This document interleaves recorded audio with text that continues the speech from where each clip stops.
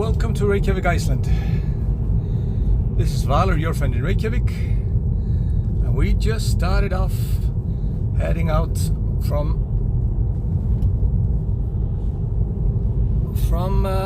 my home.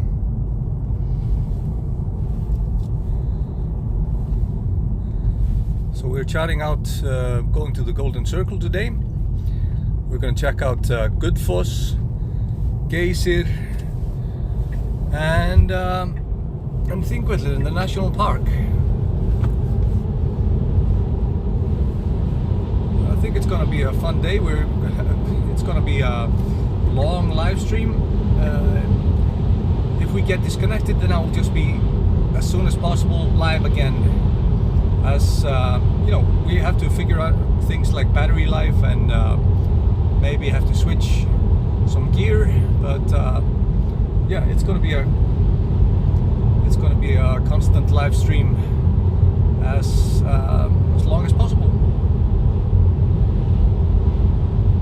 And we are here exiting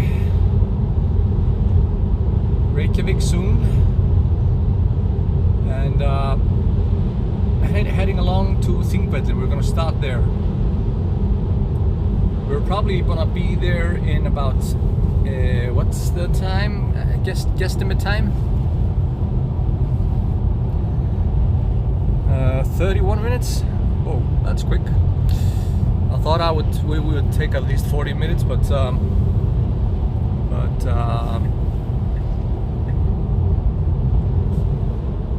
the conditions are quite good. There's not much traffic, and we're heading here to the right hand side. We are have some industry, the biggest brewery in Iceland, and Geysir, the prosthetic limb manufacturer that's kind of like leading in the world for artificial legs and limbs for people. And we are driving in a Tesla electric car. For those of you who don't know, that we are of course very proud of how much of our housing is just heated up with geothermal heat, and then we have of course then we also make electricity. So Iceland is the best, well, kind of the best suited country for electric cars in the world, because we have a cool climate which helps with battery life, and then you know, a lot of pretty cheap electricity. Hi Lisa and Bernadette and Supreets and Kay and Emma. Hope you don't go insane in the quarantine, Emma. And Peter and Joanne and Star. Great to have you with us. So this is Siggy, my friend. Siggy the driver today. And he's an avid spokesperson for electric cars. This is his car, the Tesla here. And yeah, we're gonna talk a little bit about electric cars, of course, but also just what we see. And you can ask away if you have any questions. Don't be shy. Hi Beverly and Kim and Erin and Alexa, Suzanne. It's a little bit windy today. I think it's about roughly, it's -4, so that's 26 Fahrenheit, no, 24, and but there's a little bit of wind chill, so maybe the stops won't be as long as possible if it's too cold. Then we'll see. We'll just this is Iceland 101 weather. You just have to roll with what the weather and nature brings you. So we're actually leaving Reykjavik right now. So Reykjavik is the capital of Iceland, of course. Roughly 130,000 people live in Reykjavik. But then we have the neighboring towns, like the suburbs or little small towns actually that encircle Reykjavik. And we're now going into a town called Mosfellsbær. Mosfellsbær. And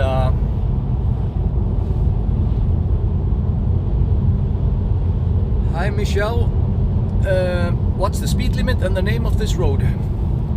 The speed limit is perfect, it's 80, and it's called Vesturlandsvegur, or the west road, basically, road to the west. Hi Christos, here we are, they are planting trees here to the right hand side. We are per capita planting the most trees of any nation in the world. We are trying to, you know, the erosion of course in Iceland is quite severe, and so we're trying to plant as many trees as possible to basically help nature. Hello Elaine, hello from Tapai. I can't pronounce these letters, sorry. And Janet and Wendy. So yeah, now we're into Mosfellsbær, or the mossy hill town. Mosfellsbær, mossy hill town. And hi Rika from Denmark. Cool. And Julia and Savava. Jill. So there you see our guardian mountain called Esja, Mount Esja. And yeah, as I said earlier, we are gonna visit Þingvellir first, the national park, where, and we are gonna visit Geysir, the hot spring area where all the hot springs of the world are named after. Geysir, the famous Geysir. And then we're gonna visit the Golden Waterfall, one of the most beautiful waterfalls in Iceland. The Golden Circle is roughly, if you do the whole ring, it's about 300 kilometers. So it's about 190 square miles. Miles. Not square miles. You silly sort. Hi Nina and Josh and Elizabeth. Yeah, so we have a really nice screen here to map our progress. This is a kind of a sleeper town, I have to be honest. I lived here once for a spell, but it's takes about roughly 25 minutes to commute into Reykjavik. Most of them, or most people, are working in Reykjavik. Hi Joanne and Marla and Connie, and Elena.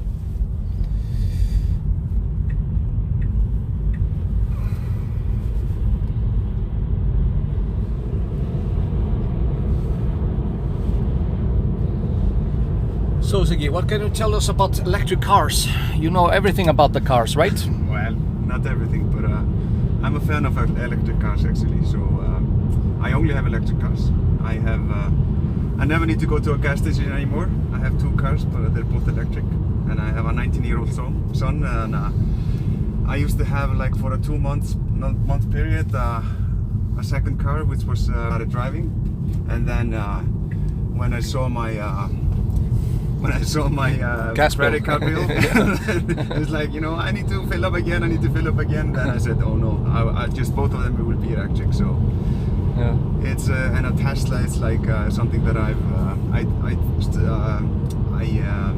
tried a Tesla in end of 2014 or something in Europe, and I just got hooked, and it was like my dream car. And I just bought this one in November after saving for a long time. Yeah.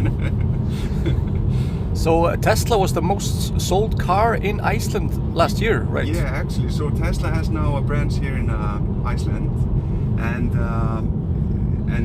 also Icelandic, the government, they have like a initiative where you get VAT of cars, electric cars, and also actually hybrid, but you get less from the hybrid cars.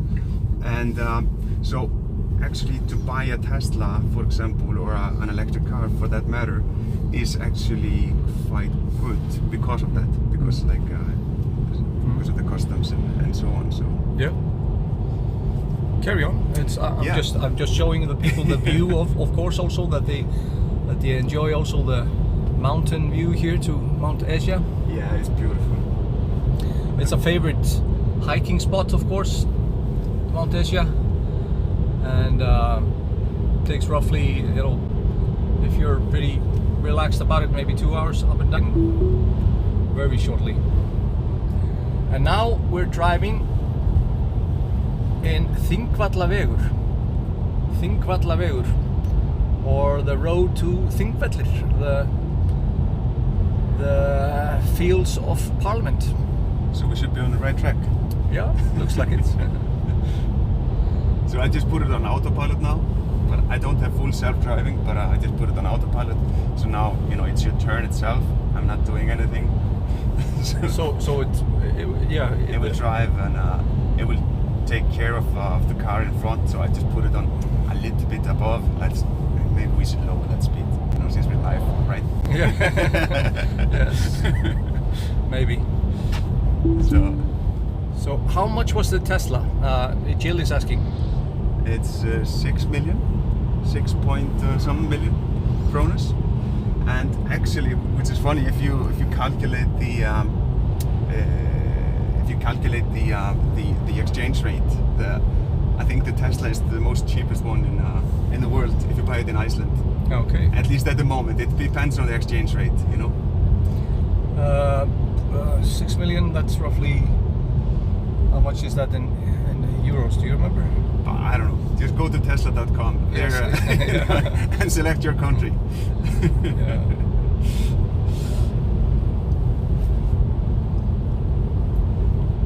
Yeah, it's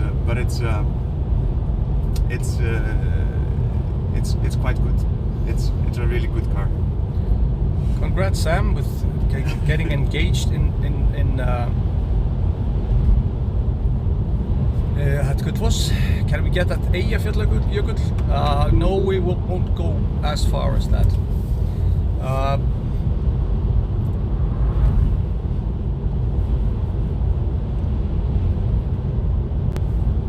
Yes, it's an autopilot.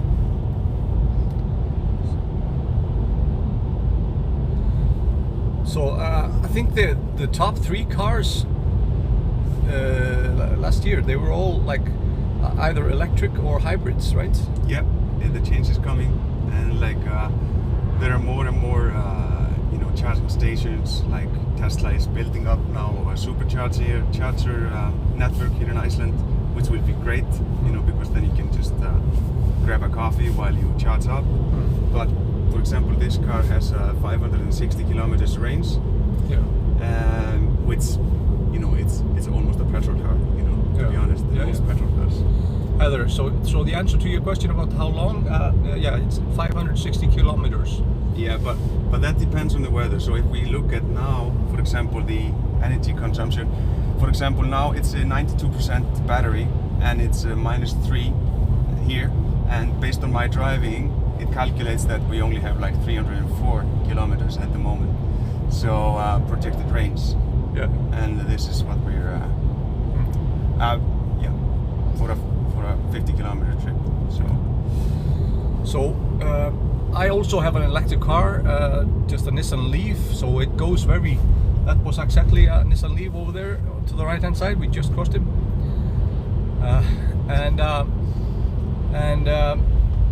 Yeah, it's just for short distances, just for going to work and back, and so it's a 2015, 2016 something, so it doesn't have a lot of battery life. So I think it maybe goes 100 kilometers, but it's, you know, it's like for an easy car, like a second car, perfect. Yeah, I bought my first electric car here in Iceland in 2015. It was like Volkswagen E-Up, which was just perfect. The range was like in the winter, maybe 90 kilometers. It was given up for 130 kilometers. But you know, going back and forward to work, and inside the city of Reykjavik, you don't need any more battery for than that. And when you have like a charging station at home, like I do, it's just you know, I don't miss the gas stations, to be honest. Oops. Now the autopilot kicked in. Thought I was, you know, going to. Yeah. So, do you have spiky tires? No. You don't need them really, unless you're really traveling to, you know, every day to Akureyri or whatever, you know. Yeah. In Reykjavik you don't need them, and it's crazy how many people are using them. You know, for me it's just, and this winter for especially, you know, we could have used the summer tires, but this one has winter tires, and this is why we have more sound from the road. But winter tires is more than enough. Okay. And this one is actually a 4-wheel drive, so. It's a little bit, as you see, maybe we've crossed a couple of places where you see that the wind is quite strong. So it's going to be interesting when we walk Þingvellir and Gullfoss and Geysir. It's going to be interesting how the battery life of the kind of warmth. So you're not worried about. Perfectly short of the car.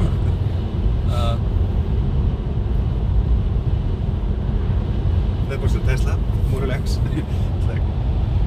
So it's roughly 21 kilometers to our first stop.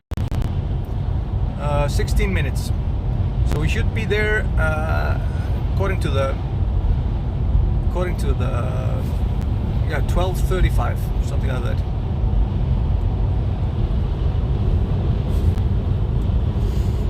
Yes, and the wind is blowing snow across the road, and you know, sometimes that's a very tricky thing for people that are not used to snow. That when they all of a sudden they are in a whiteout, they don't see, you know, nothing. Yes, we're heading into the highlands of Iceland, and you can maybe see here we're heading into the, you know, middle of the country basically. We're this is Lake Þingvellir over there, and that's our first stop. And so it's going to get colder as we go in more inland.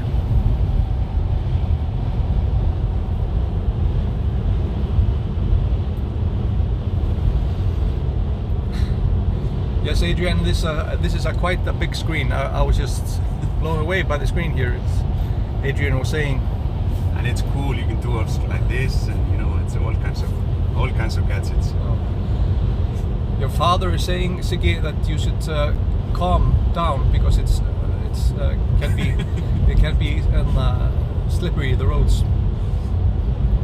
It's okay. Thanks, Dad.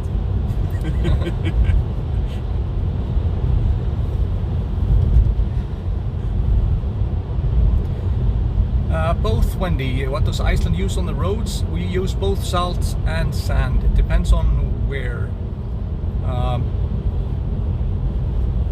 It depends on where you're located.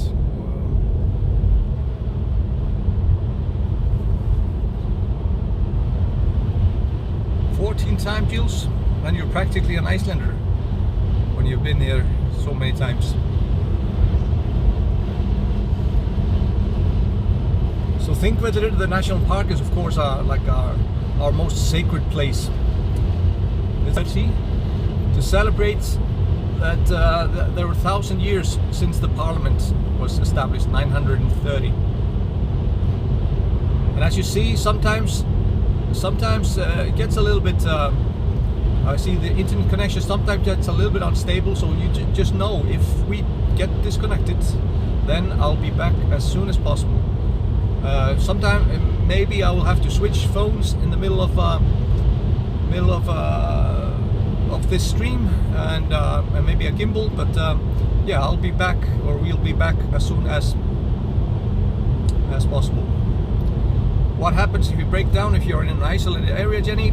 Well, you know, there's cell service anywhere, and press the emergency button. Yeah, press the emergency button here. There's a SOS button over here. So what happens if you push the...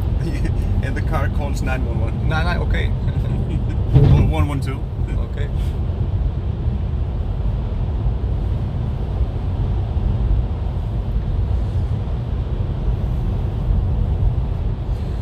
Tanya, Dettifoss is much further to the north. It's part of the so-called Diamond Circle.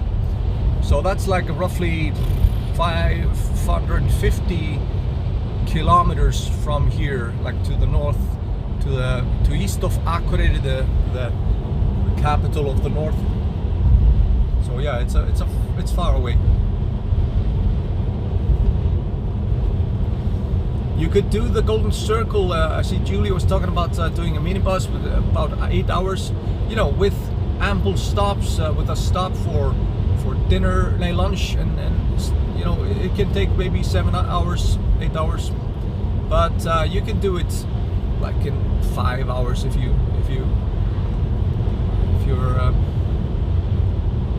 you know, if you don't stop too long.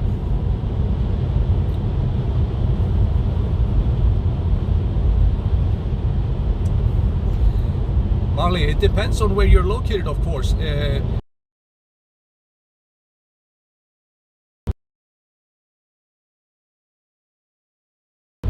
Hi, Susan.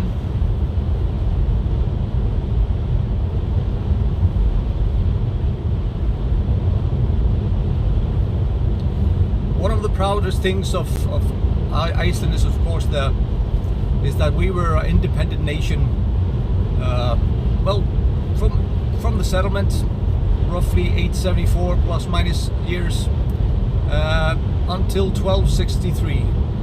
So we established a parliament in Þingvellir, the national park, and yeah, and 48 chieftains. So every quadrant of Iceland had a representative at the parliament, and every chieftain usually was followed by some 500 farmers from his district. So it was quite a gathering, like 48 chieftains from all over Iceland, and then 500 farmers. That was like a regular number that should follow each chieftain to the Þingvellir, to the these 2 weeks. So yeah, the parliament stood for 2 weeks in the summertime. That was like where you settled disputes, you made some trade. It was like a festival kind of 2 weeks time, where all the how to basically set the laws of Iceland.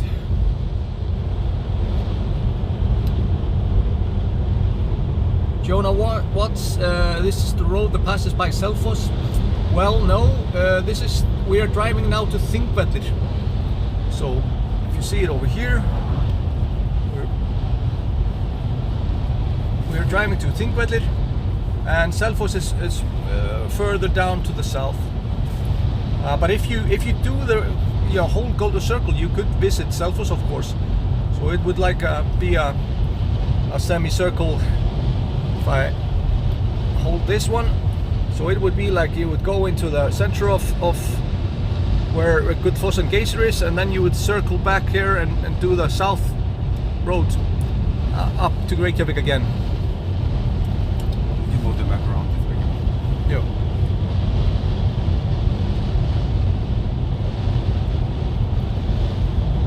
Hi Jen, no, I haven't read Sagaland. Good. Yeah, I would have to check that out. I love books, so I like any suggestions about Iceland. And so if you look at it like this, we are heading here to the national park, Þingvellir, and then we're going to Gullfoss and Geysir, which is more over here somewhere, and then you could circle back. You could drive the south road here to back to Selfoss and Hveragerði. Hveragerði is famous for some geyser and hot spring area, and they have greenhouses and stuff like that. And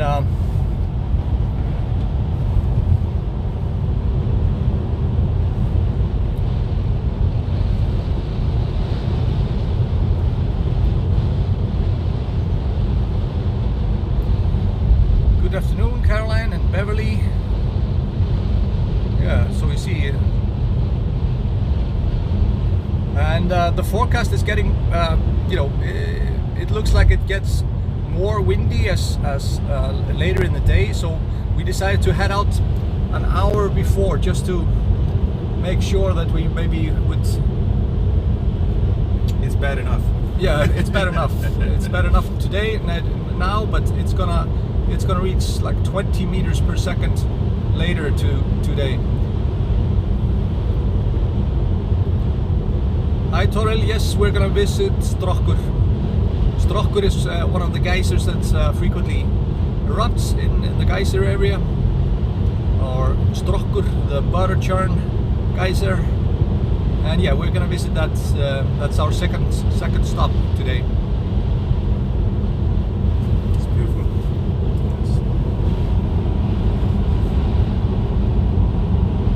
Deb, when is the best time of the year to visit? It depends on what you're going for. Every time is a good time. Well, I would not recommend. Well, actually, February, unless you're just doing a city tour, going to Reykjavik, and I would say summertime. That would be my first suggestion for you to discover Iceland when it's green and a little bit warmer, like 50 degrees Celsius, or 62 or 60 or 70 Fahrenheit, something like that. When it's a little bit warmer, a little bit more, yeah. Well, unless you're going for the Northern Lights, Yeah, exactly. That's of course, if you're going for the Northern Lights, then they are just visible from September to middle of April. So then I would recommend September. Pretty good weather, and you get kind of like the best of both worlds. It's fall in Iceland, and you can see the Northern Lights.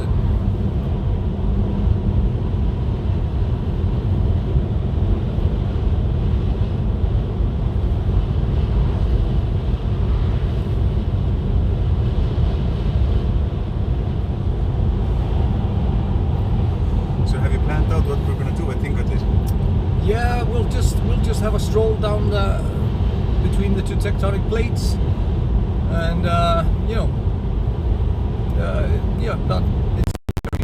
this is not a very strict plan, but yeah, we'll just walk down. And it's also good for me to go there with a guided tour, and yes, it's been long since I've been there actually.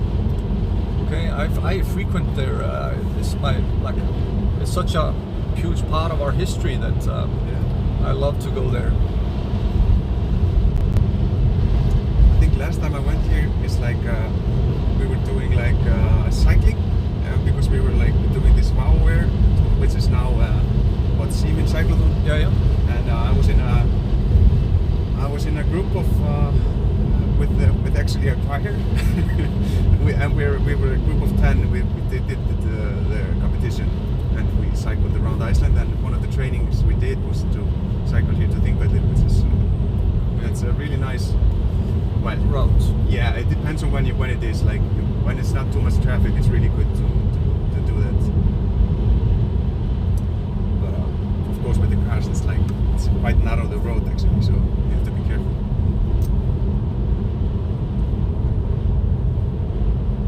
As you see, there are not a lot of cars on the roads, pretty relaxed. It's very strange to see some of these sites when there are so few people visiting, so it's good for some, you know, when you can just be relaxed about the visit and not too many people around.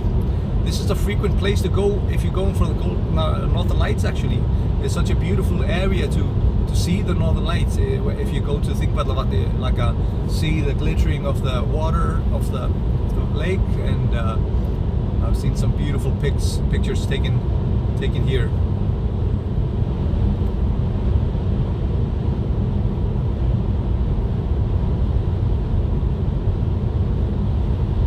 Hi Deirdre, we're going clockwise, but I'm not sure. You know, I think we will end at Gullfoss, the waterfall. I think we won't.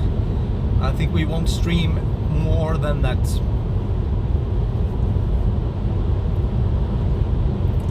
Are there any Icelandic horses on your route? I believe so, and I think there will be some. There are some farms, horse farms, and the Icelandic horses stay outside all year long, sometimes, or in many areas.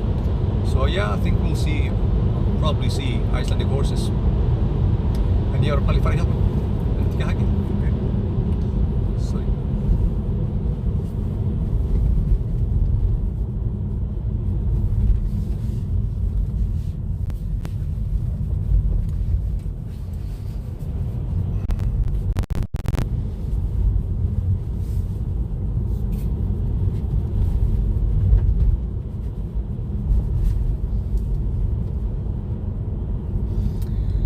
There were about 10,000 people last night by the volcano. We're still debating on.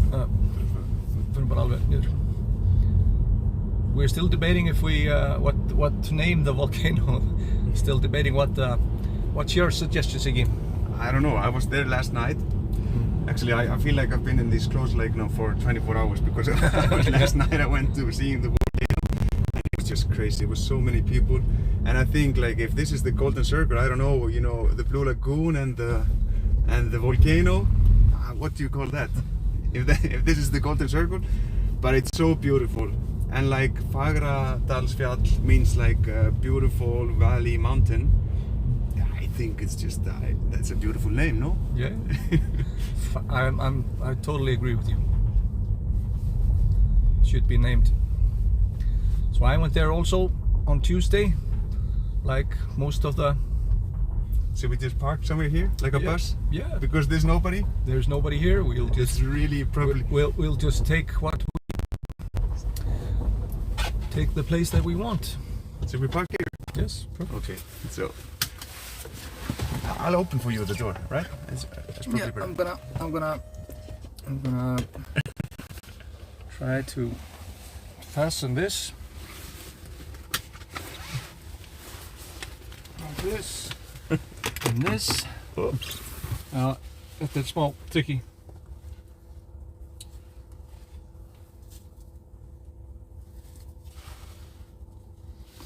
Like this, and then we're good to go. I'll open for you the door.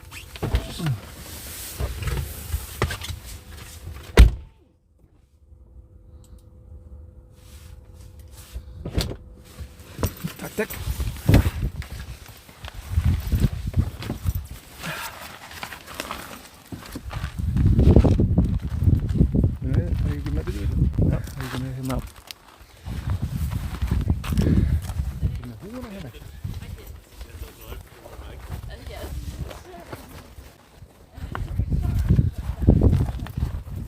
Er þetta að leita? Húinu minni. Sérðu það?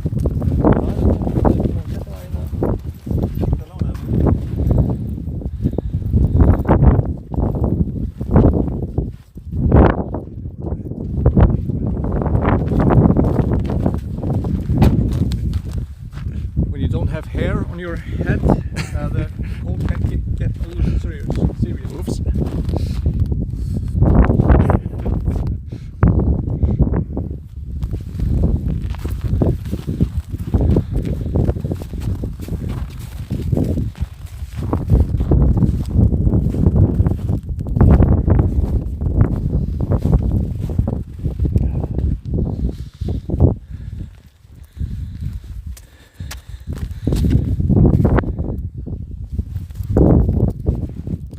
So just button up a little bit like this, gloves on, and we're good to go. So now it will be a little bit windy downtown, down in the cliff or rift.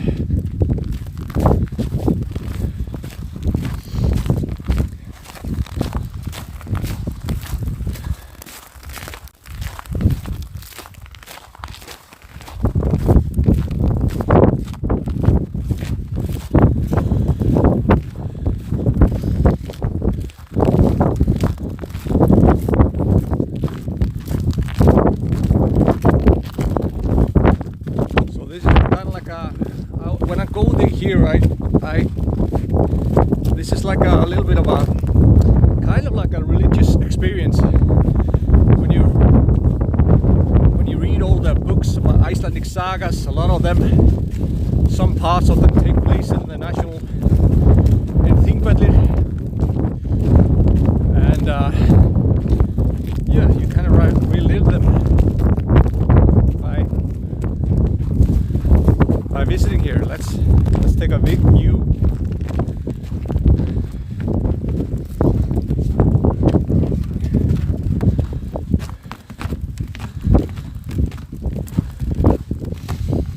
So to start with, Norse, mostly the Vikings that settled here mostly came from Norway, and they Norse gods, Odin, Thor, and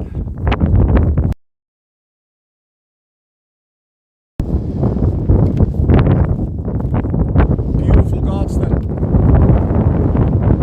I love. My son's name is Odin, or Odin Raven, and my second one, the 3-year-old, his name is Tyr, like the Norse god also. So this is Lake Þingvellir over here. It's the biggest natural lake in Iceland. About 84 square kilometers. And it has really interesting like wildlife vegetation around it. For example, there are also 3 fish species that live in the lake. A stickleback, Arctic char, and then the brown trout. This is sometimes called the ice age trout because they get so huge here. And it's a really beautiful sight when you when the trout go here up in the river over here. They go up in the river and to mate. So it's like thousands of these huge fishes here in the lake, and they are battling for who gets to mate with the female fishes. And I'm going to show you an example of these fishes here.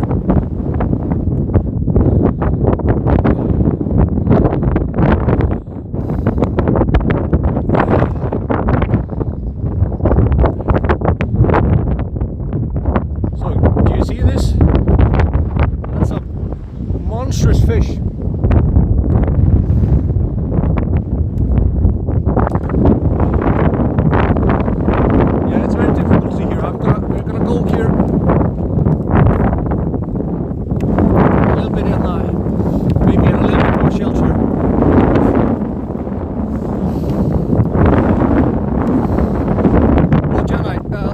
Yeah, people fish here. You can fish here, but the big brown trout is not considered a very good source of food. But it's a battle to I've seen a couple of people land like these humongous, like 11 kilo fish.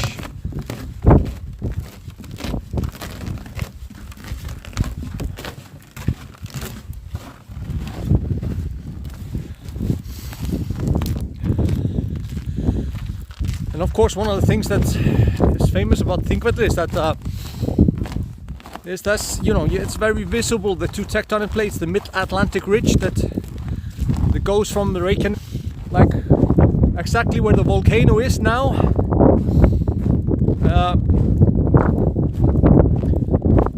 And goes from the southwest of Iceland and up to the water glacier, Vatnajökull, the biggest glacier in Europe, and up to the northeast of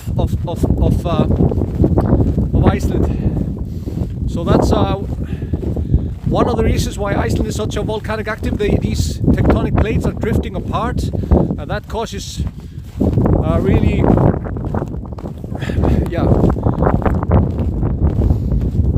a great tension. So you see here, for example, where you stand now, all of a sudden they opened up a little hole. You see a little hole here, and then when they started to investigate, it was a lot bigger underneath. So that's why they have the path now here.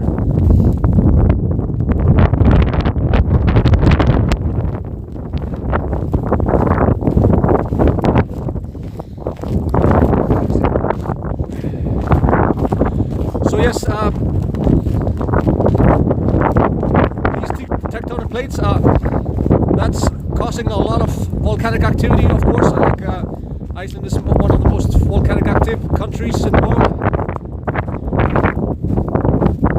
And 1/3 of the lava that's spewed for the last 500 years has been in Iceland.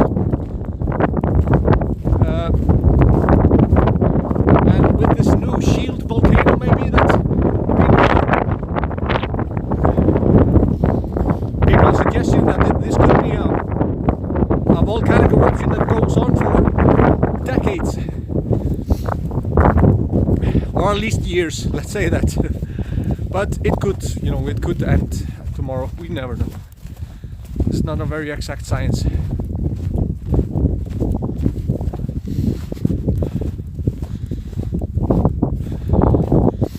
So as you see, we are basically in the rift. So the ground breaks up. Some say that Iceland grows about 2 centimeters every year. It can go up to 5 centimeters in some areas.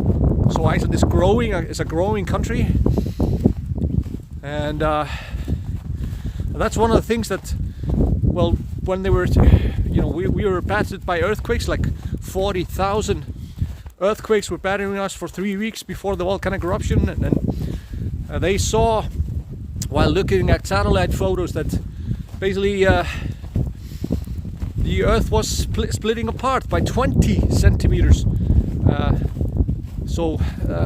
And that was kind of like and they were saying that there was a magma chamber underneath the volcano. It was just a matter of time and where it would erupt. And then all of a sudden, for 2 days there was very quiet, nothing happening after 40,000 earthquakes or so. So people were saying, okay, maybe this activity died down. And then all of a sudden a hiker around 9 p.m. on last Friday, saw a big light ahead, and they brought a helicopter to fly over and then start off a volcanic eruption. And it's been a very, very steady volcanic eruption. So the flow of the lava that's coming is very steady, and it's very light. And scientists have been saying that this is very primitive lava, so it's basically coming straight from the mantle of the earth, like coming very deep, like 17 kilometers down, and there's basically a channel just straight from the mantle, and that's the reason why it could go on for a long time, because yeah, there could be a lot of magma and lava or magma down there, and so no reason why it should stop at any time. It's a very slow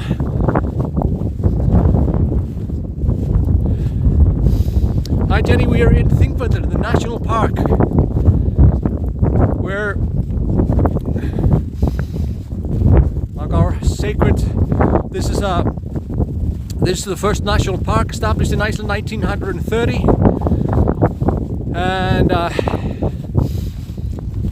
it is now on the UNESCO World Heritage Site since 2004, because this is one of the places where they established a parliament long before, yeah, many countries. Some say we have the oldest parliament in the world.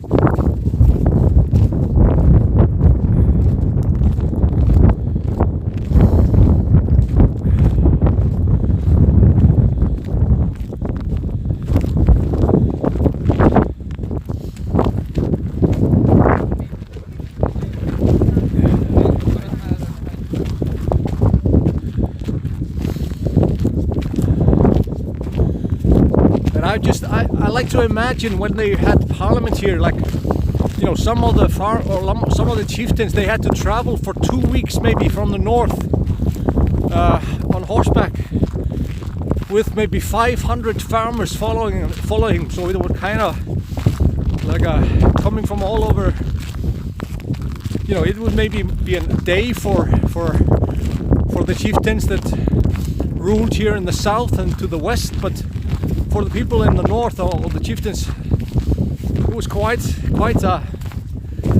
a journey for them to undertake, and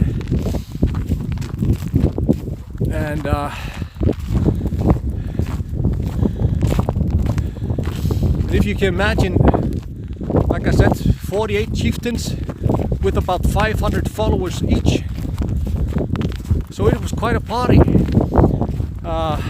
There were clowns and beer makers, and so the parliament stood for 2 weeks time in the summertime, and then they headed back home.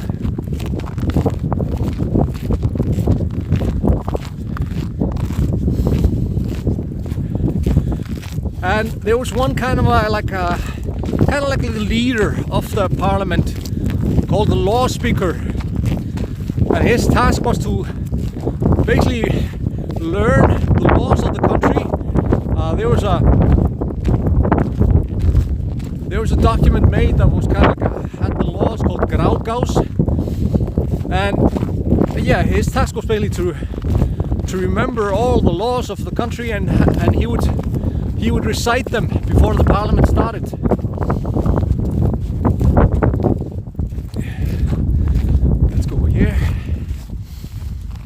And so it was considered a very important position, of course. And the first law speakers were the clan of Ingólfur Arnarson, the first settler of Iceland. Ingólfur Arnarson settled Iceland around 874, and you can see we're talking about thousands of people, maybe as much as 25,000 people, and at the time, it was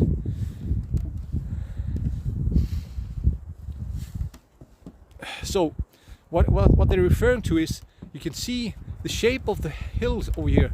So this is the outlines of Snorris booth, like they call it, like a shelter, or where they would. So there were not houses here, but they had some small establishment here for where they were selling goods and making trade and stuff like that.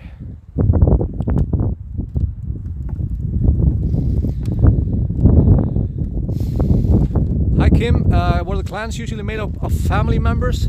Yes and no. It was basically you would rule, like if you're a chieftain, you would rule a certain, like a district, and certain like a circle around you was under your influence, and of course, the family members were important, but some of them were just common farmers. But I just want to mention, so we have the church over there.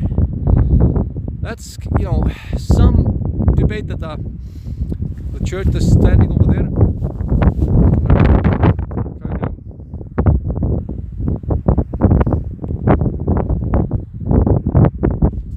Try to zoom a little bit. So there's been a church here since the start of Catholicism or Christianity in Iceland in the year 1000. So there was a big debate here in the year 1000 because King Olaf Haraldsson was threatening Iceland with invasion if we didn't switch to Catholicism.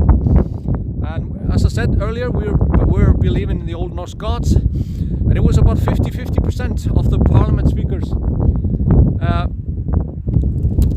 the parliament goers that wanted to still keep the old ways, the Old Norse gods, or switch to Catholicism.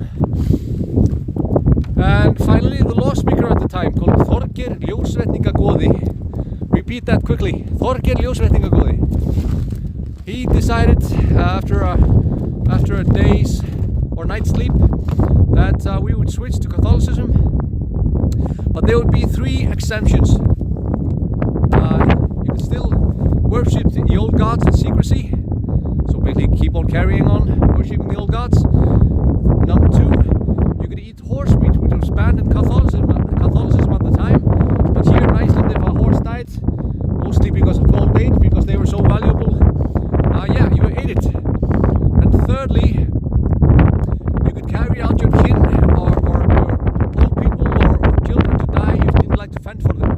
So if you had too many children, you could basically say, goodbye, and you don't have to provide for them. But it's really strange that these were like set rules. So we are here looking at the parliament over here. Probably the hill over here. The law speaker stood here on the hill, and the people were sitting here and downhill and listening to what he had to say. Yeah, there are much more trees. Some say that Iceland was covered like 25%. One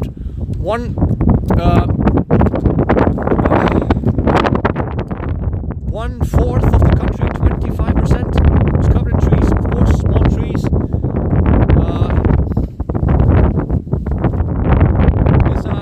I always have to say this joke. It's one of the jokes that all guides in Iceland learn. If you get lost in a forest in Iceland, what do? You just stand up. Yeah, small trees. And but because we needed a lot of wood for firewood and building of houses, and also because of the loose volcanic rock here, soil.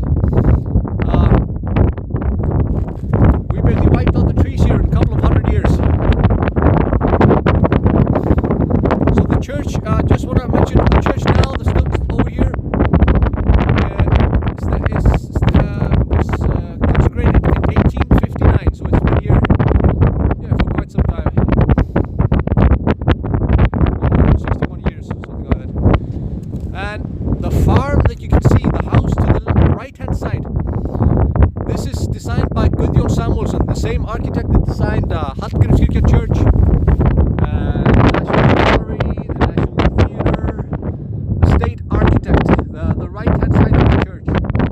So this is a homage to the old farms of Iceland, these so-called Burstabæir.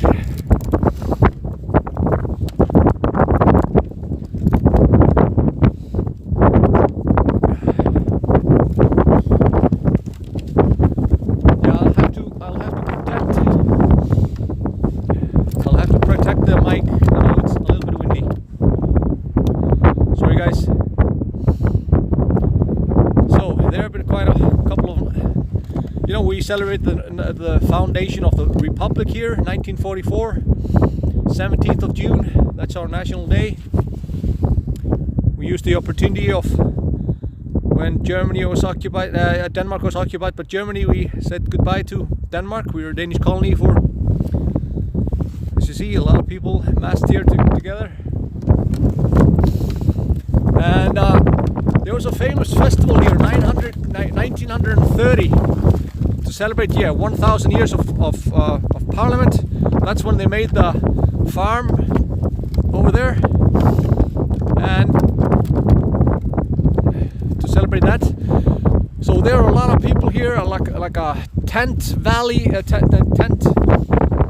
of tents here at the national park, and at the time Iceland was it was banned to drink in Iceland. It was alcohol was banned in Iceland.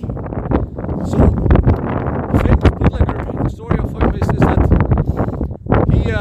he went here to the national park a couple of years, a couple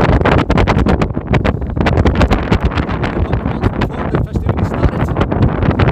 He buried a lot of bottles of moonshine and vodka and brennivin here and there. Then he simply sold treasure maps when the festivities began. So people would just dig up their bottles because everybody was searched at the entrances, something like that.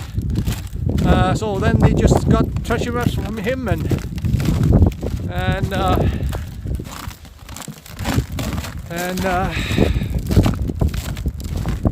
got hammered. Ég var bara lengra. Kíkjum á drekkingarhýs líka.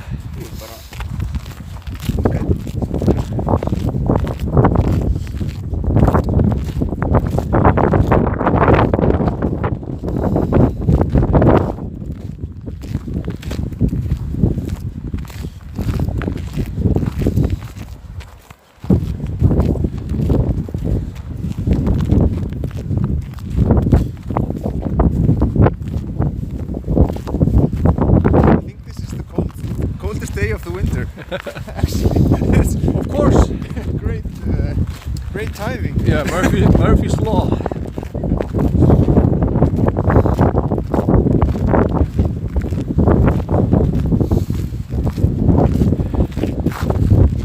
It's very popular here to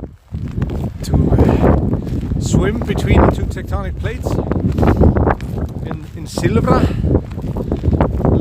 the river Silvra. We have a little bit of a notorious place called Drekkingarhylur. And that basically translates to the drowning pool. Because here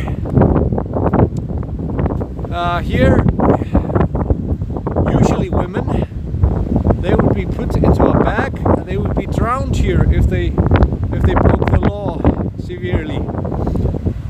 So this was like a place of execution. A lot of places here in Þingvellir are named after like executions, like Axe Hill and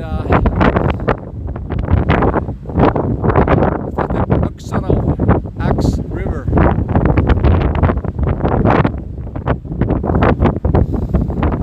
So let's head back.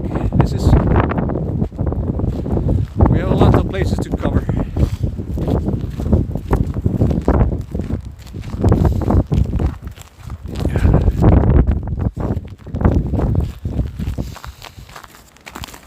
about you, Siggy? Did you go here with your family when you were growing up? Would you visit this place? At some point, yeah. But of course, like you, I'm from Westman Island, so it was just on holidays maybe. Yeah. But to be honest, I don't come here often. But there's been a lot of changes since I was here last time. So. Yeah, there's been a lot of development because of course, tourism and all the tourists. Yeah. And it's just a beautiful, beautiful area. And also, many of the stories that you learn in college, like the story of Börn Njál, Brennu Njál's saga, one of the Icelandic sagas. Like many of the Icelandic sagas, it's a story about blood feud, and they were trying to reconciling here at the parliament, because here at the parliament there was like a ban. You couldn't attack each other at the parliament. That was like you could be attacked by others, only others, if you broke the Þingvellir, or the holiness of the parliament. And it's one of the stories that you should check out maybe if you had the time. Story of Börn Njál, Brennu Njál saga. There are some iconic figures there, like Gunnar of Hlíðarenda, which is a great Viking that could do a what's it called in English? Hoppar yfir skilum í fullum herklæðum. When you make a somersault, or like in full armor, he would. Yeah, who is like there's a famous scene from that where his wife was so tired of him that she didn't lend her a part of her hair for his bow, as he was battling some attackers, and he really needed help from her, and she said, "Baby, nope." My gimbal went crazy. I think I heat up the car. No, there's no remote.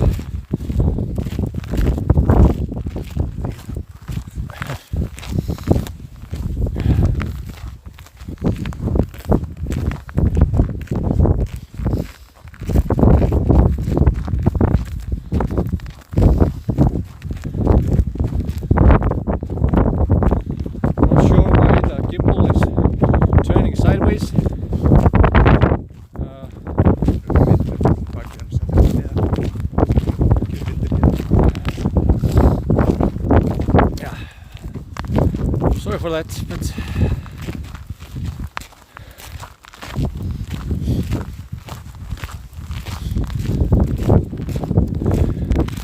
yeah, so part of that story of Börn Njál happened here when they were trying to settle some blood feud, and trying to, you would pay like a weight of man in some silver for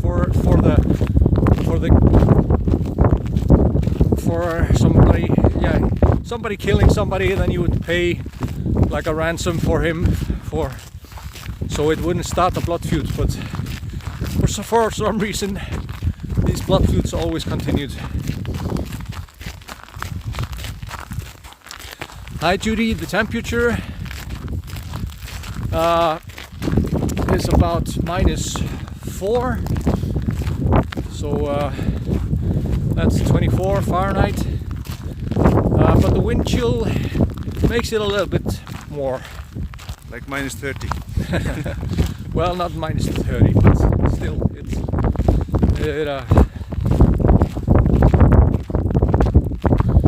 Hi Kim, first settlers of Iceland, exiles from Norway, or they're just looking for new lands to settle? Both. They were fleeing taxation of the Norwegian king. They didn't want to be taxed so heavily or flee his cruelty. And also, all the land in Norway had been claimed at the time, so here you could you could claim new land. And some of them were exiles, outlawed from Norway, so they decided to venture forth and go to Iceland.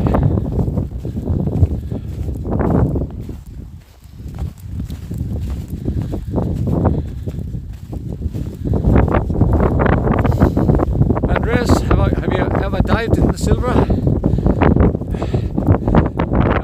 No, I haven't, to be honest.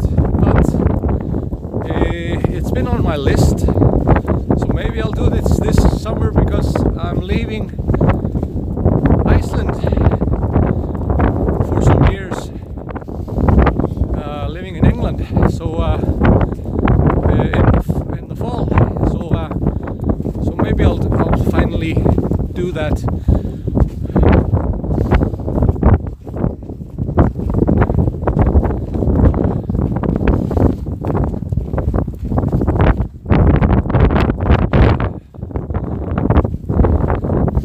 It's strange, I've been on my way to go to Silva a couple of times, but then there were some it's really cold. So yeah, I was debating. I like cold, but then there were some fatalities. People just, well, usually older. I think there were a couple of people that got a heart attack there. Then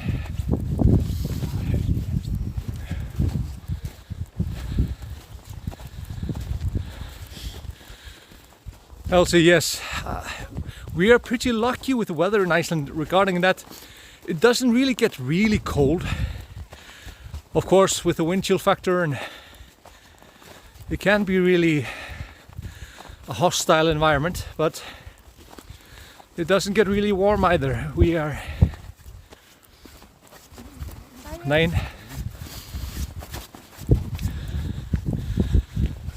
The Gulf Stream current warms up the coastline, so there's a reason why all towns are, well, basically by the coastline of Iceland.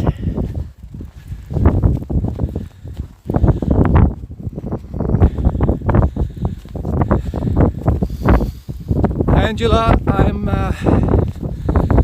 my family's moving to Warwickshire in the Midlands, probably to a place called Leamington Spa, but I'll still keep on with me, and just with the help of my excellent guides.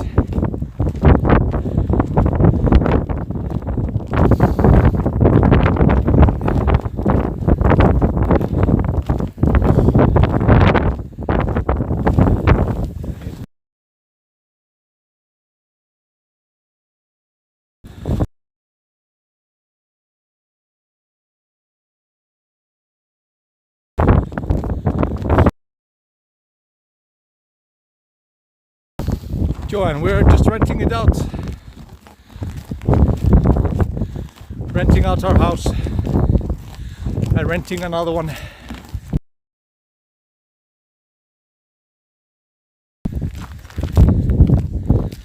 Is going for her PhD in Warwick University.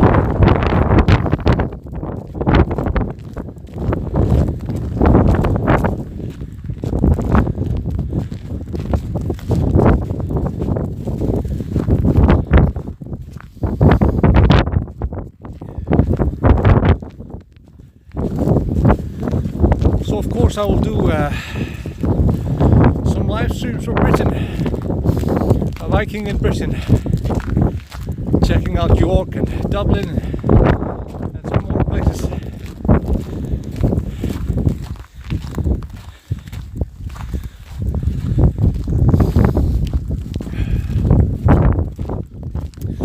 have made a really good or nice like guest house or visitor center. Not a guest house, gestastofa. And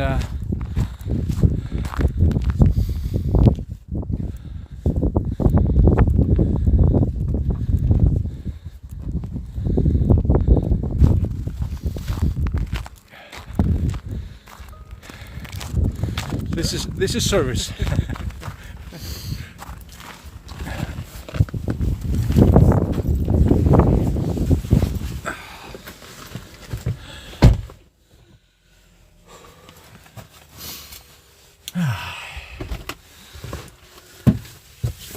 The cold air kind of. That was cold though. Well, I told you to. So it's roughly about, if you put into the map, how far is it to? Is it 45 minutes to? Oh yeah. Geysir? Let's see.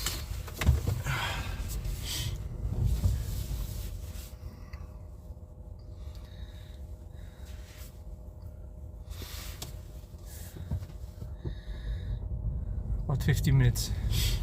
So we'll be there about 2:05, something like that.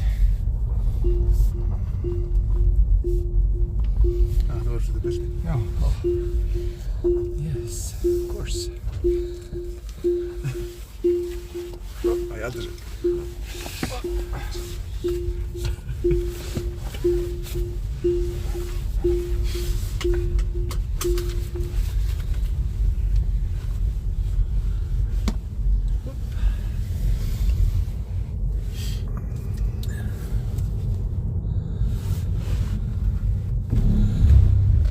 Well, I looked at the weather forecast, so I have my inner thermal layer, then I have my wool sweater, and then I have a big, nice 66 degrees north coat. So I'm actually didn't feel the cold as much as poor Siggy did.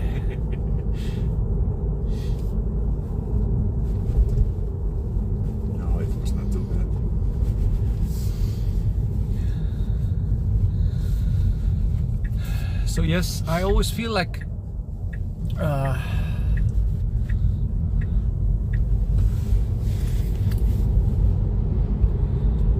always feel a little bit like it's a little bit religious experience for me to also to go to Þingvellir. I see some some stories and things, like I just play them out in my mind.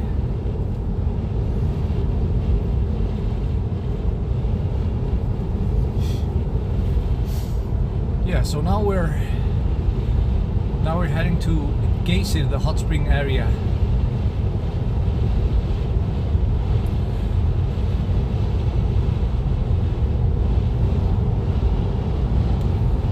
You'll be there someday, Ellen. You'll be there someday.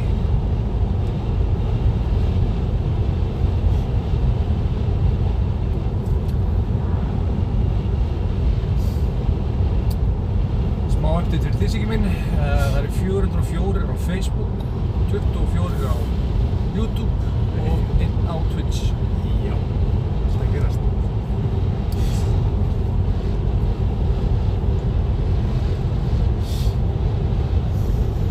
Yeah, so if the volcanic eruption goes on for months and maybe years, maybe you'll have the chance to see some of it. Wouldn't that be fun?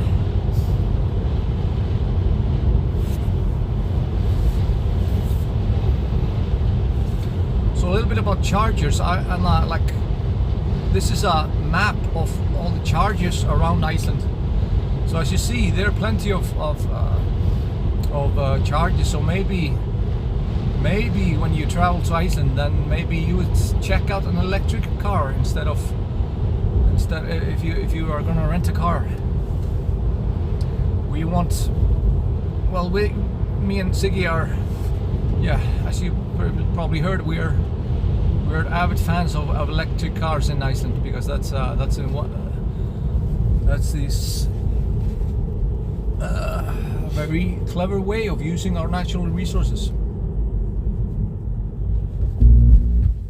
It just makes more sense, you know. Yeah, of course.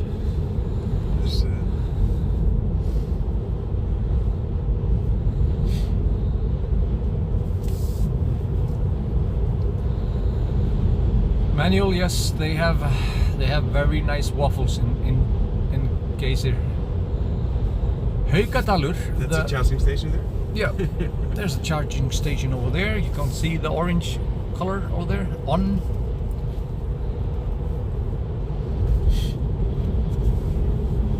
Do they have waffles there? You said? They have as long as possible. So we're talking about until we finish the Gullfoss Waterfall. I think we won't have you live with us on the way back. I think we're gonna drive a little bit faster then, probably. So yeah, we don't want that live.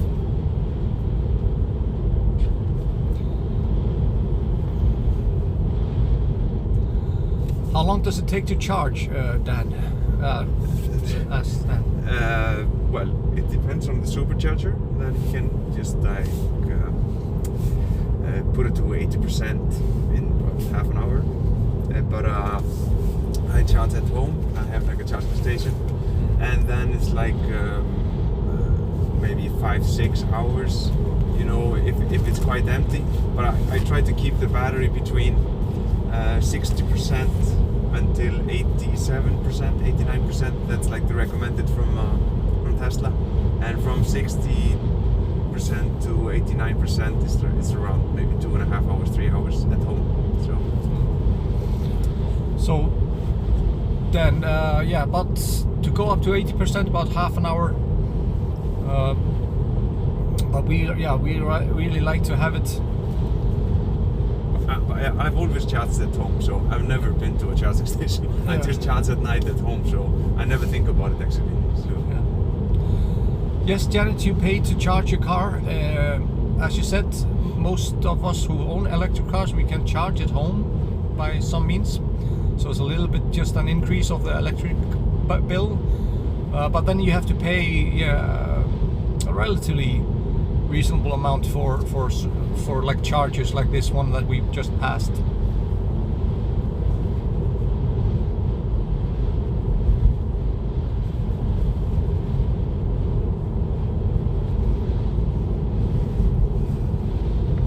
So Haukadalur Valley, where the hot springs lie, actually, where the visitor center is you know, kind of an important place in Icelandic history. It was once like a chieftain's residence, and there was a school there.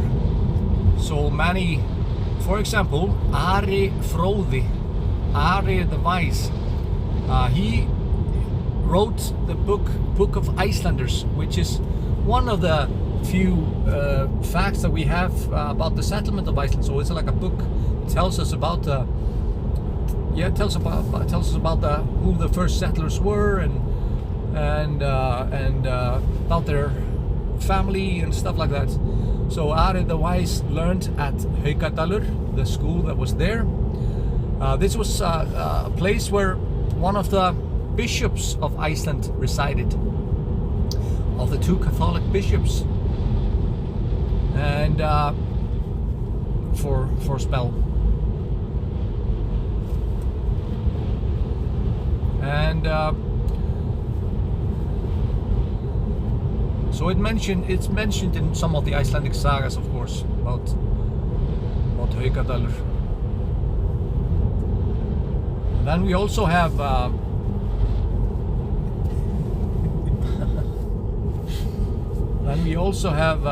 ignore that sign, guys. Any chiefs today, Mackenzie? Are you talking about like chieftains of like the old parliament?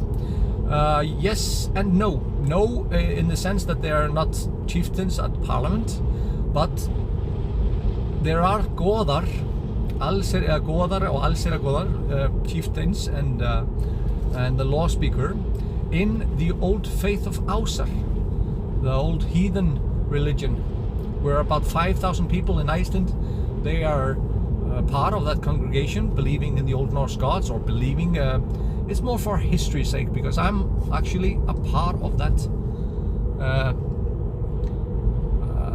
The reason is that the government pays a little bit of money for every person that's registered for each faith in Iceland.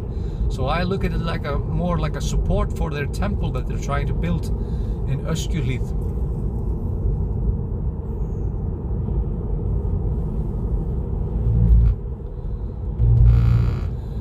Jody, talking about what they did to extra kids more specifically.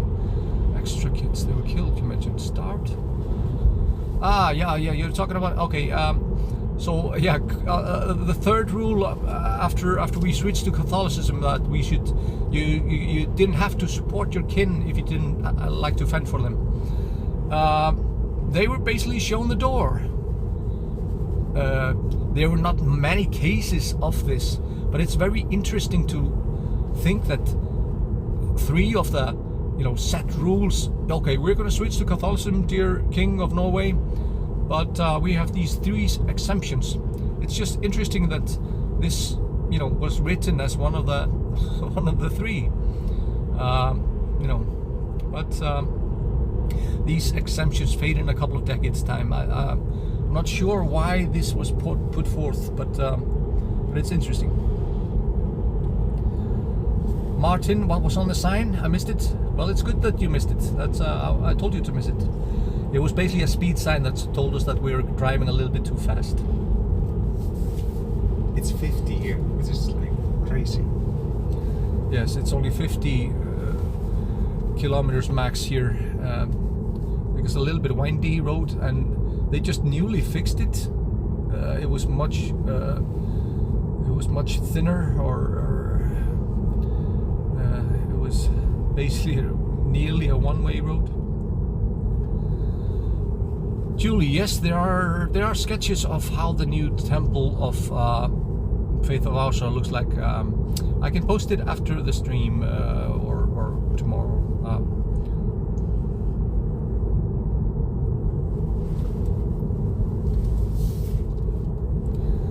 That's a view of the lake. So remember, I showed you earlier, I'm going to show you again. So these kind of monster brown trouts, we call it Ice Age trouts, they live in that lake. They say that these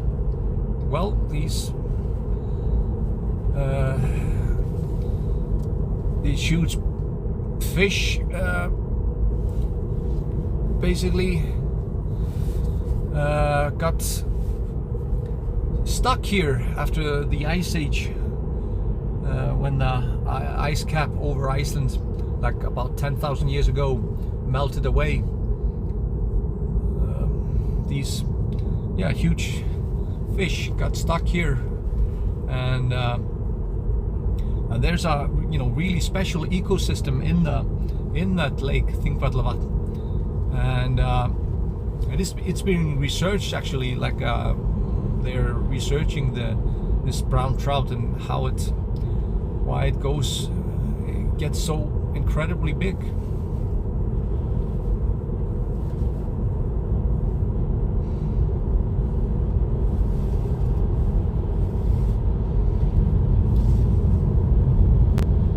Woohoo, 70. Way.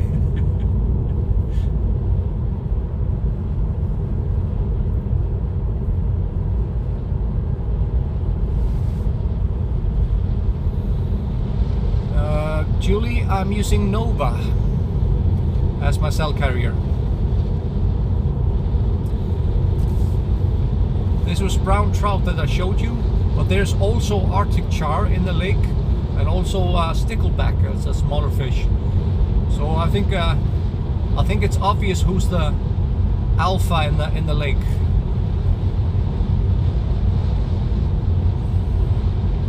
Yeah, I'm sure that because this will be posted, of course, after the show. I think the father of Siggi will tell him off for speeding.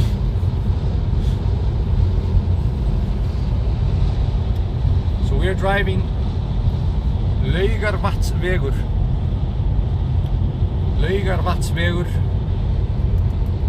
or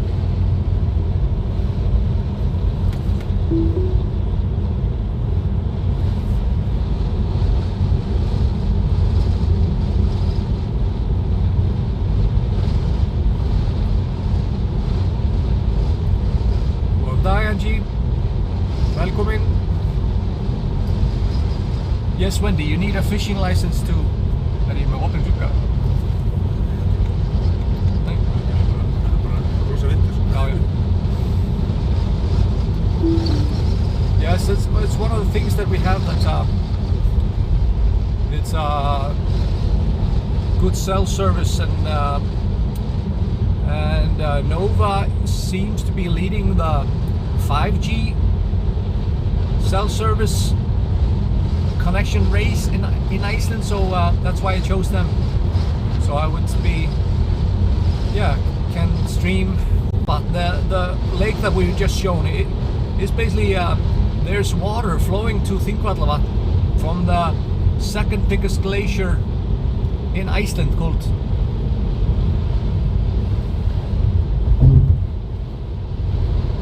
If I have some picture here.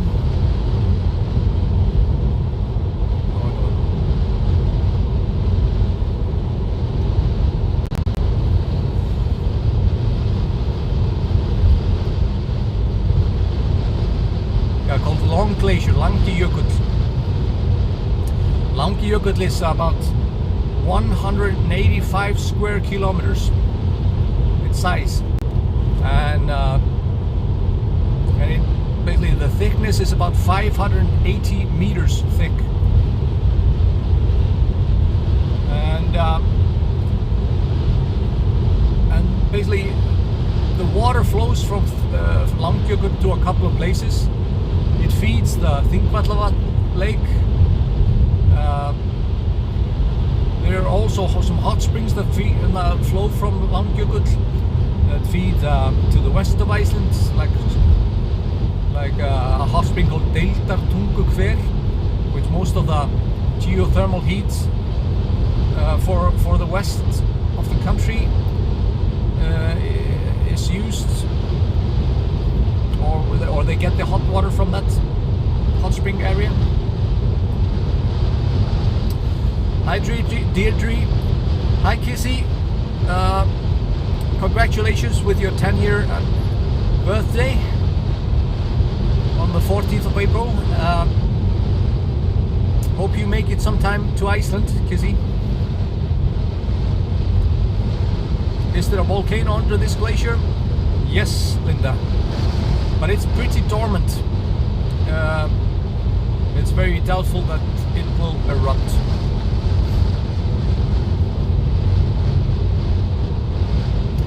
Yeah, there were about 10,000 people. 10,000 people just last night looking at the volcano in southwest or Reykjavik Peninsula.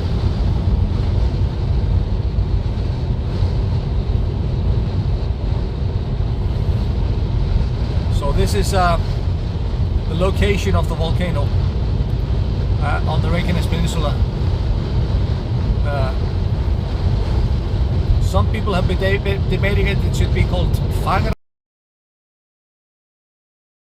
or the beautiful valley.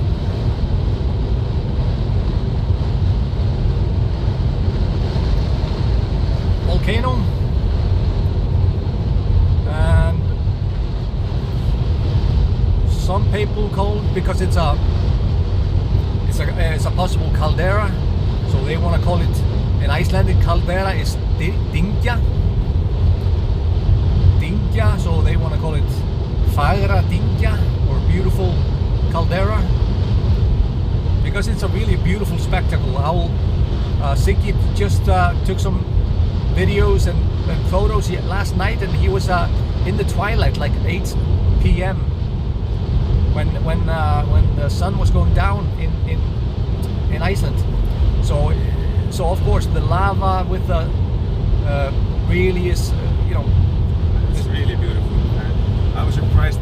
Everybody said how beautiful it was, but when you're there, you just cannot. It doesn't compare to the photos, and it's just like sand. When you look at it's like this fire fall, because it's not a waterfall, but it's like it's like fire just flowing like water. It's just like you cannot. It's crazy. It's a very thin lava, so it's very light. So what's the name? How do you say it? Thin layered. So it's like, it's flows like water. It's like a lava waterfall. And it's just, it's a spectacle. Firefall. It's a firefall.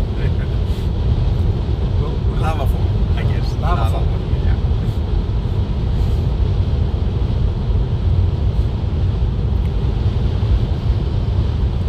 So we have roughly about 28 minutes until we reach Geysir, the hot spring area. So we'll be there about 2 p.m.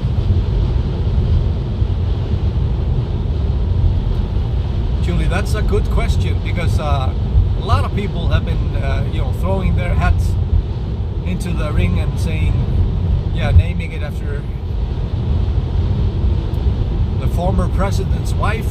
Wants to have a folk music festival there as soon as possible. So there are some crazy ideas being put forth. Well, if it's going to be going on for a year, just imagine, you have a layover in Iceland, going to the US or whatever, and you go to the Blue Lagoon, you see the volcano, and you go back, or whatever. Yeah. Of course, you have to come to Reykjavik first and do a tour with you, but yeah, of course. Don't forget that part.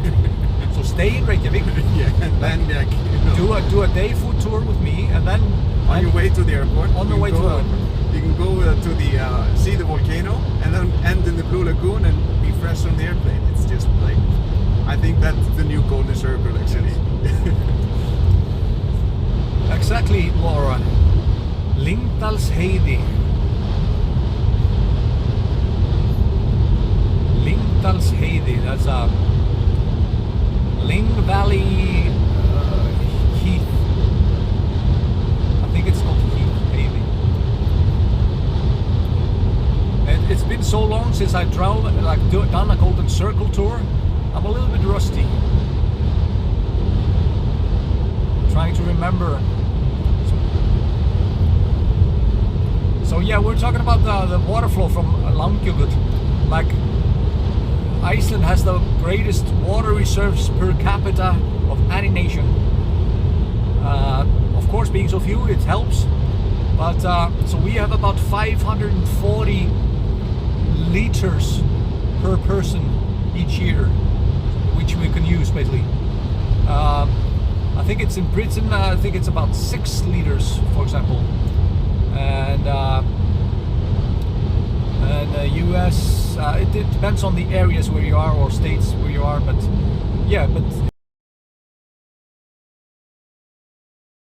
the glaciers are a huge part of that. That covered about 11%. 11% of the land of Iceland. So unfortunately, maybe that will be gone in about 150, 200 years, the glaciers. So that could be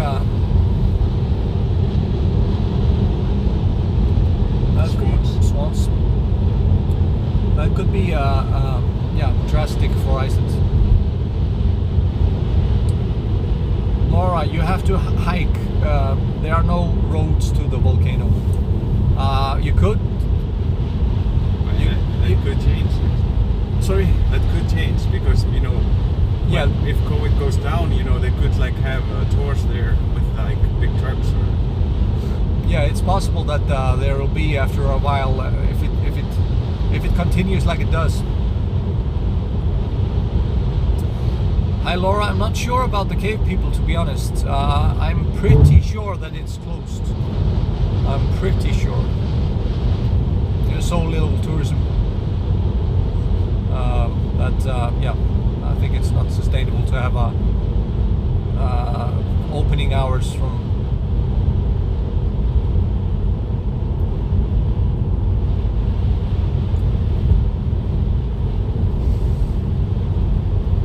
Vincent. Yes, it's been 800 years since the last volcanic eruption on the Reykjanes Peninsula, and yes, there were some eruptions there that happened on like a couple of 100 years period. That's went on for years. So one of them is called Þráins Skjaldarhraun or Þráins Skjöldur, or the Shield of Thráin, and that's a caldera also, and that's you know, that went on for years. Yes, Vincent, most of the energy in Iceland is geothermal. That's one of the things that we pride ourselves that over 90% of homes, and I would say 95% of homes in Iceland are heated up with geothermal heat.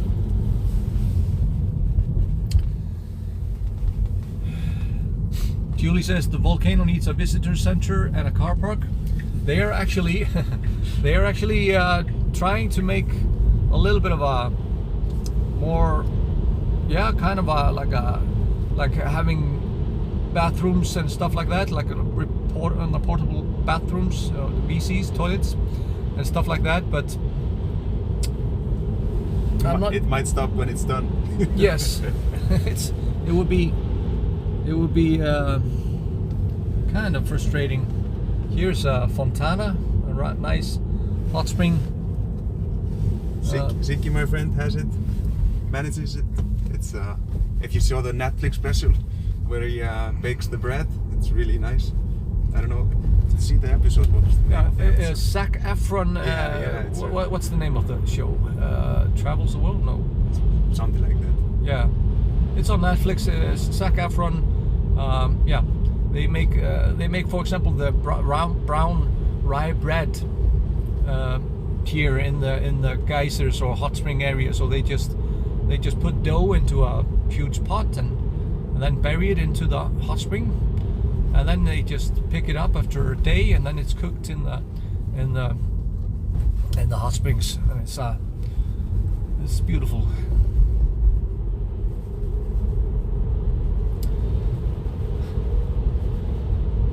Julie, relax. Then toilets, then a gift shop. Well, probably there will be. If I know the puffin store owners, they will probably find some way of monetizing on that thing. But the hike is not that difficult. It's a lot of people, and they actually, you know, it's only been a week since it started, so it's already like marked, and they manage it quite well, you know, based on it's like a volcano that started 1 week ago, so it's a nice hike, I would say. But do you agree? Yes. I did it in roughly 1 hour, 10 minutes, something like that, or one way. But you know, you could do it in 1.5 hours just to get a breather. There are 2 steep hills, the most common way of going to the volcano. And I saw some people having like stopping there and yeah, getting a breather, drinking a little bit. But yeah, it's I think if it continues, you know, they will of course try to make the approach better. They are always trying to you know, they are monitoring the gases, they are monitoring basically what's happening, and trying to make it so that everybody or most people can visit without any harm to themselves.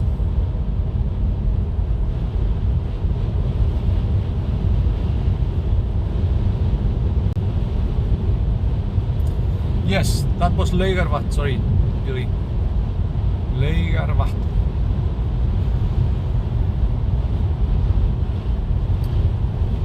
So yeah, we have roughly 19 minutes now until we go to the hot springs, Geysir, and so we'll be there roughly about 2 p.m.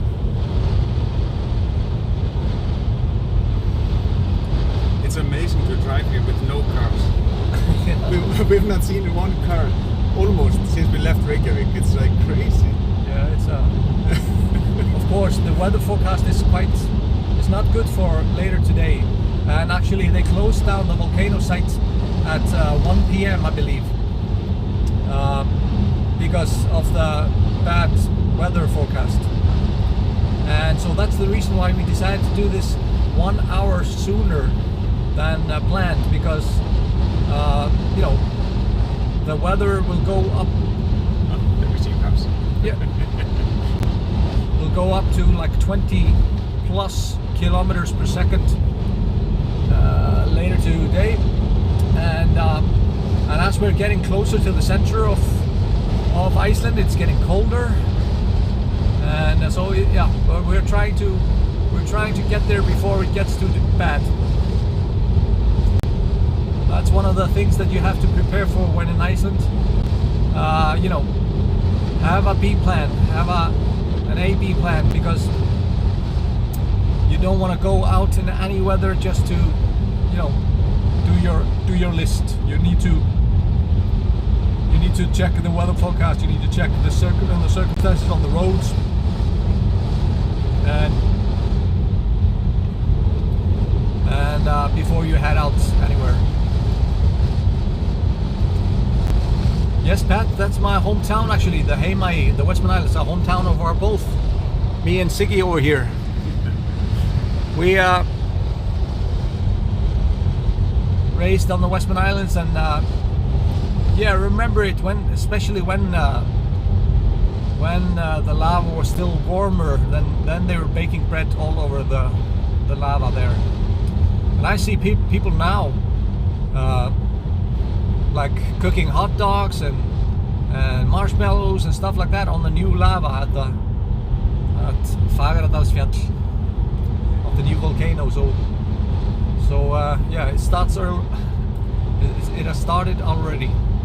Like, this volcano is beautiful and everything, but I think if we speak to our parents and so on, people who lived the volcano eruption in Iceland, I don't think they think of a volcano yeah, as fondly as we are doing now, like, because like really people had to like leave the whole island. It was just crazy, I think, and take up of all the houses, you know, just went there with shovels and just like digging up the houses with it's like, it's a surreal thing to see, you know, the pictures and everything. Yeah. Can you imagine like 3 a.m. in the middle of the night that you're woken up by a volcanic eruption just like a couple of meters basically from the next houses? So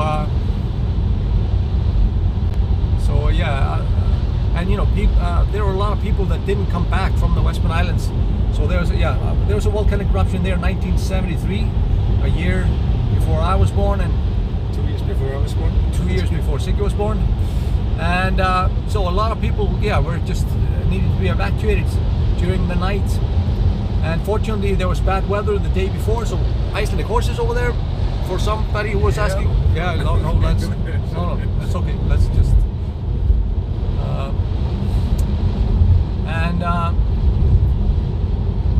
yeah, fortunately, it was bad weather the day before, so they could be evacuated. All of the inhabitants. There were 5,000 people living on the Westman Islands at the time, and they just filled up all the fishing boats and went to Iceland with them.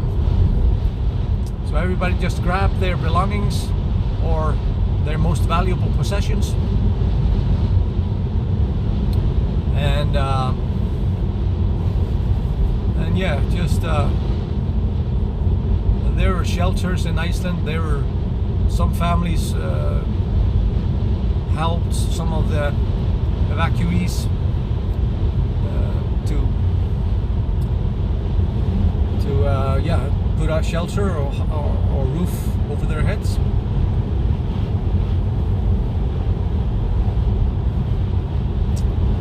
Yes. So saw a glimpse of Icelandic horses. Unfortunately, yeah, it's not the best weather to go watch horses today. So we're just gonna focus on the two main. Do a special horse tour. Yes, I'm actually planning to do a special, like a horse. Go visit some Icelandic horses and maybe some stories related to them. So Efstidalur, this is a famous place. Efstidalur. People they make ice cream straight from the cattle that they have in Efstidalur farm, and they also make steaks. So that's Efstidalur over here. You go to the left here, up the hill, and it's a frequent stop on the Golden Circle for many companies to stop and have a little bit of an ice cream. We eat ice cream in any weather, of course, you know, rain, hail, shine, or whatever, you can eat ice cream.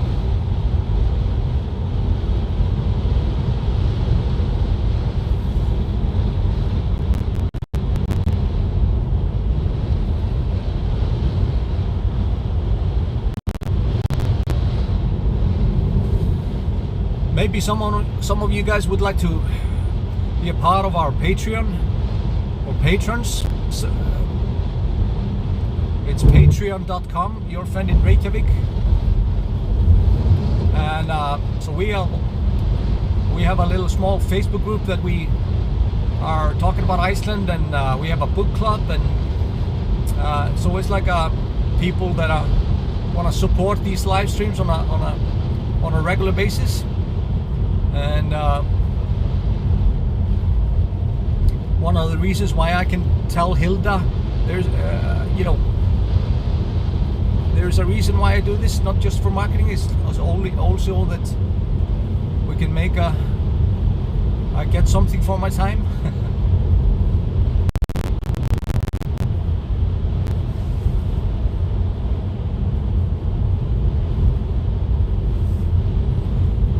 Your Friend In Reykjavik, patreon.com. Hi Lisa, yes, we're close to Reykholt.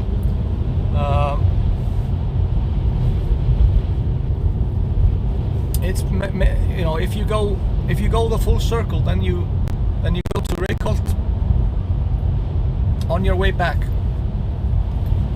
So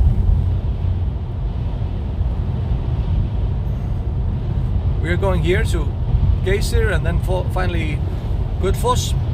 But then when you travel back, sometimes you go the other way here, and here is Reykholt. So there's a famous tomato farm there called Friðheimar, or Peace World Friðheimar, and they make a nice tomato soup and best Bloody Mary that you can ever had. They even make tomato beer.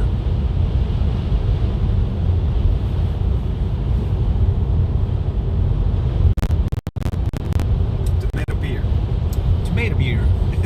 Have you tried it or? Yes, I tried it. To be honest, not my cup of tea. Let's just be honest about that.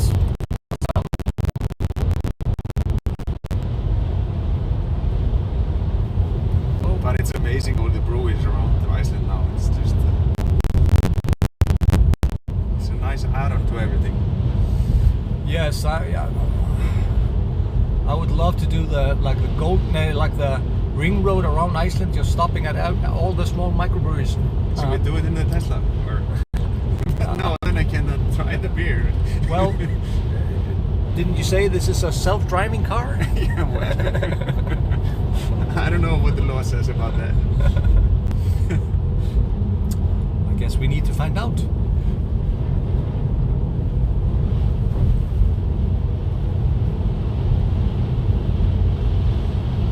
you're a big ice cream person, ice cream tour. I've had an ice cream at Valdís once in a live stream. Valdís ice cream parlor, but yeah, I can always go for an ice cream. So maybe we'll do an ice cream tour someday.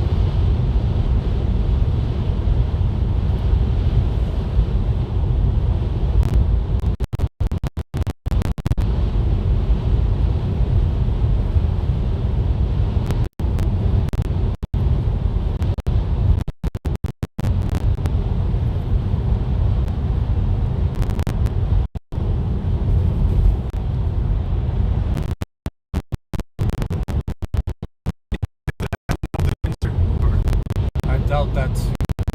Doubt that? Yes.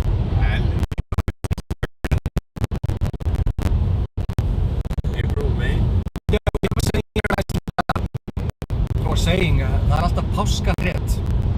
Easter hret is like a Easter bad weather. Easter shitty weather. So when you think finally the spring is coming to Iceland, then there's shitty weather. So yeah, there was a storm in April. Yes, ice crew is popping up all over. I think there are about 30 probably or more, you know, around Iceland. Just lovely.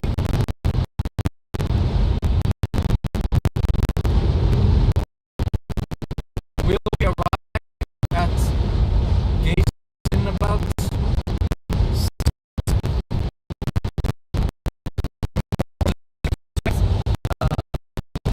don't slow down.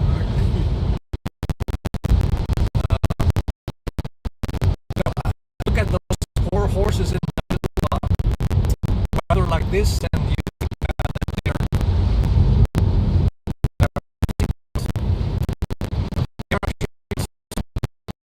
such thick coats that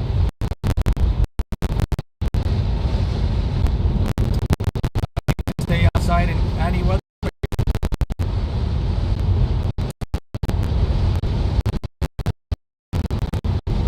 Okay, it's good to know that maybe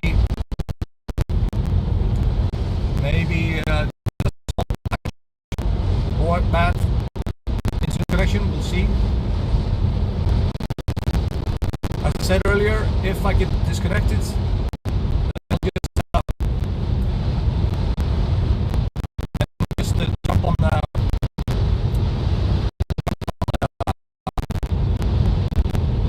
I'll try again. And yes, this is part of a forestation project. They are trying to get as much land as possible. You mean this forest? Yes.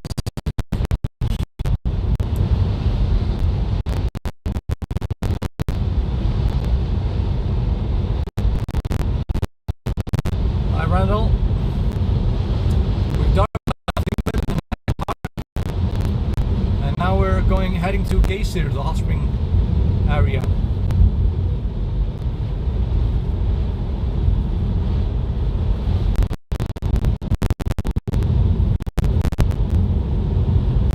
Okay, let's see if the connection gets a little bit better. We'll just continue the stream, and we'll be here in about 5 minutes, and I'll check if we can get better, and yeah.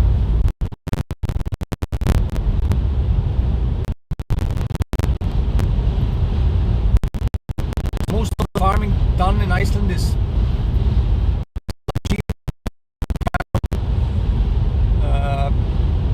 horses, and then there are some farms. Government pays money to farmers that are planting trees. Okay, so I see that the battery is getting low, so charge this phone. And I'm gonna switch to the other phone. And to the Geysir area from another phone. So I'll disconnect at the Geysir area. And then we'll connect again.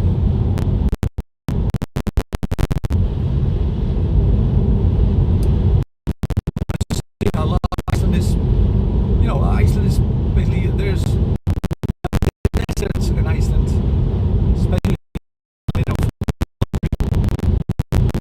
and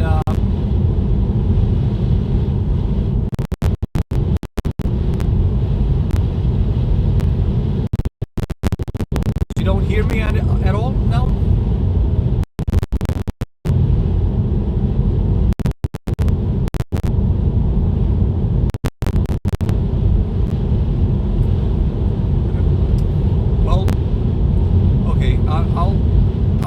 As I said, we're in Geysir in 2 minutes.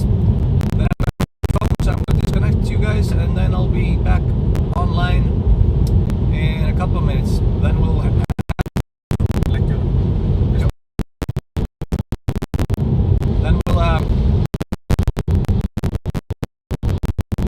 out and take a walk around the Geysir area. Okay, brilliant. Good to hear that you hear me. Good to hear that you hear me.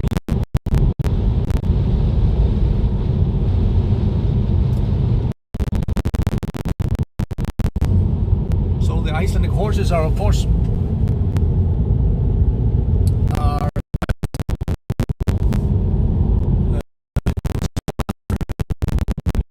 if you sell a horse out of the country, it's like a disease. And if you buy outside of the country, you can go for a competition. It will be sold after the competition. Yes, let's just park here.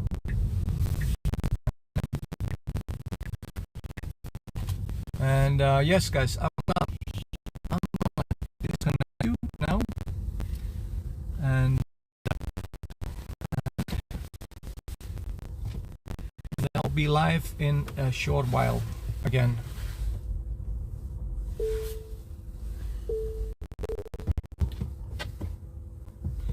So see you soon, guys.